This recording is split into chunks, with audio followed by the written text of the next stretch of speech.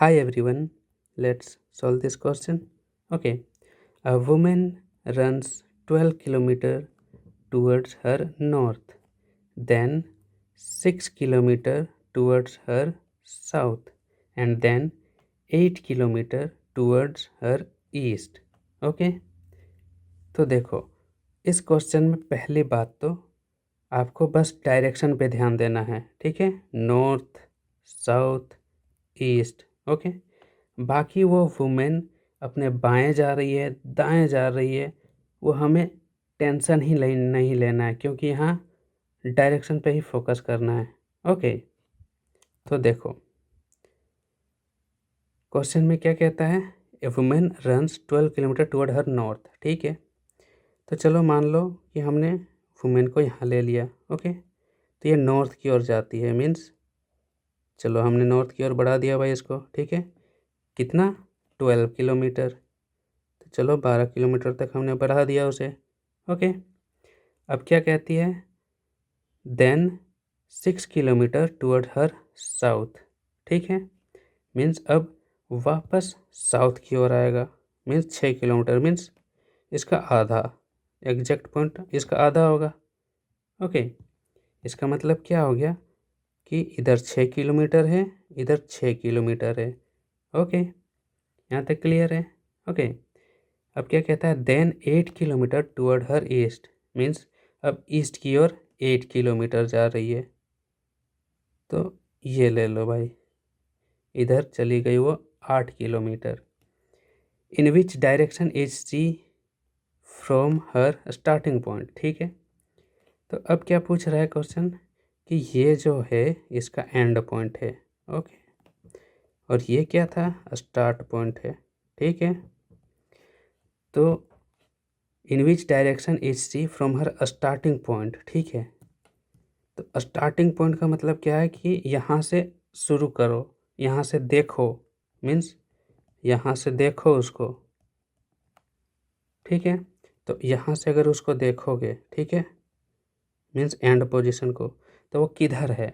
Okay, तो आपको पता चल ही क्या होगा कि ये है नॉर्थ, ये है ईस्ट, और ये इधर जा रहा है, मीन्स ये नॉर्थ है, यह ईस्ट है, तो ये बीच वाला क्या है, नॉर्थ ईस्ट। ठीक है, तो हमें डायरेक्शन तो पता चल गया कि वो नॉर्थ ऑफ ईस्ट है, नॉर्थ ऑफ ईस्ट है। ठीक है, बाकी जो ऑप्शन है साउथ ईस्ट, ये तो नहीं हो सकते, साउथ ईस्ट ये तो नहीं हो सकते। ठीक है, या तो ये वाला होगा बी ऑप्शन, या तो ये वाला होगा डी ऑप्शन। ओके, यहाँ हमें किस चीज़ का डिफरेंस करना है भाई, एंगल का। ठीक है, तो एंगल का हमें कैसे पता चलेगा, तो देखो उसके लिए हमें ये बेसिक जानना होगा।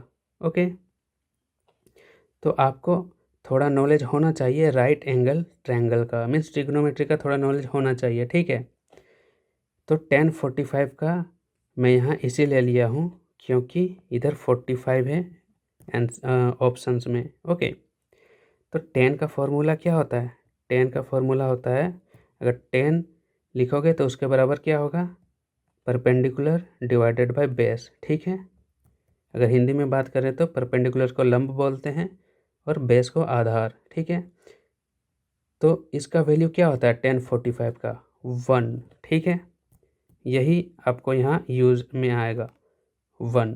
ओके, तो देखो 10 का मतलब पी बाई बी, मीन्स लंब बाय आधार, तो लंब यहाँ क्या है, ए बी। ठीक है, तो ए बी हमने लिख दिया, और आधार क्या है, बी सी, तो बी सी भी हमने लिख दिया, तो वो कितने के बराबर होगा, 1 के। ठीक है, तो इसी को अगर आप सिंप्लीफाई करो, ठीक है, मीन्स सिंप्लीफाई का मतलब बी सी को इधर भेज सकते हो, मीन्स कितना हो जाएगा, ए बी बराबर बी सी, तो वही मैंने यहाँ लिख दिया है। ओके, तो ये ए बी बराबर बी सी का मतलब क्या हुआ, वो ध्यान से देखो।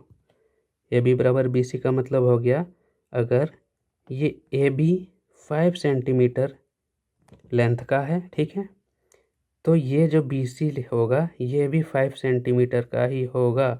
ओके, यही प्रॉपर्टी है 1045 का।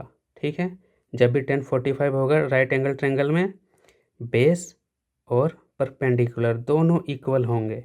ओके, तो यही हमें यहाँ यूज़ करना है एंगल फाइंड करने के लिए। ओके, तो चलो यहाँ देख लो, मैं बनाता हूँ पहला, ठीक है, पहला फिगर। ओके, पहला फिगर है कि मैं 1045 अभी समझाया, ठीक है, तो वही लेकर चल रहा हूँ, ठीक है। मीन्स मैं लेकर चल रहा हूँ कि इधर 6 है, भले ही यहाँ 8 है, मगर मैं समझाने के लिए आपको यहाँ 6 लिख रहा हूँ, ठीक है। ओके, समझ में आ गया। इधर डॉटेड लिख देता हूँ, डॉटेड मीन्स समझाने के लिए। तो देखो, अगर वो यहाँ से देखेगा, ठीक है, एंड पॉइंट को, ये हमारा एंड पॉइंट, ठीक है, ये हमारा स्टार्ट पॉइंट। ओके, तो यहाँ जो एंगल बनेगा ना वो होगा 45 डिग्री का। ओके, एग्जैक्ट 45 डिग्री का, तभी तो ये बराबर होगा। ओके, ठीक है। तो अब देखो, इतना क्लियर है आपको। ओके, तो चलो कॉपी, ओके, अब पेस्ट कर देता हूँ मैं। ओके, सेम फिगर है, मगर यहाँ क्या है डिफरेंस, यहाँ डिफरेंस है भाई, यहाँ डिफरेंस है कि ये 6 नहीं है, क्वेश्चन में तो हमारा 8 दिया गया है ना, ठीक है। तो इसको बढ़ा दो, 6 के बदले 8, मीन्स थोड़ा सा बढ़ जाएगा, है कि नहीं। तो चलो, बढ़ गया मतलब इसका एंड पॉइंट भी बढ़ जाएगा, मीन्स अब एंड पॉइंट यहाँ आएगा। ये तो पहले का था, ये अभी का है। ओके, इतना समझ में आ गया। ओके, तो इसका रेक्टेंगल जो है वो भी थोड़ा बढ़ जाएगा। ओके, तो अब देखो, ठीक है, स्टार्टिंग पॉइंट तो सेम ही रहेगा ना, तो अब देखो एंड पॉइंट को, वो कहाँ पर है। ओके, तो देखो यहाँ से देखोगे तो एंड पॉइंट यहाँ मिल जाएगा। ओके, ठीक है। तो अब आप कंपेयर करो, ये हमारा है एक्चुअल, ठीक है, एक्चुअल फिगर। ओके, तो अब बताओ, ये जो एंगल है, ये वाला जो एक्चुअल हमारा है क्वेश्चन में, वो 45 से छोटा है या बड़ा है। देखो, ये रहा जो एक्चुअल है हमारा, और जो हमारा 45 डिग्री का एंगल है वो इतना है, ठीक है, जब हमने ये एग्जाम्पल ले लिया, ठीक है।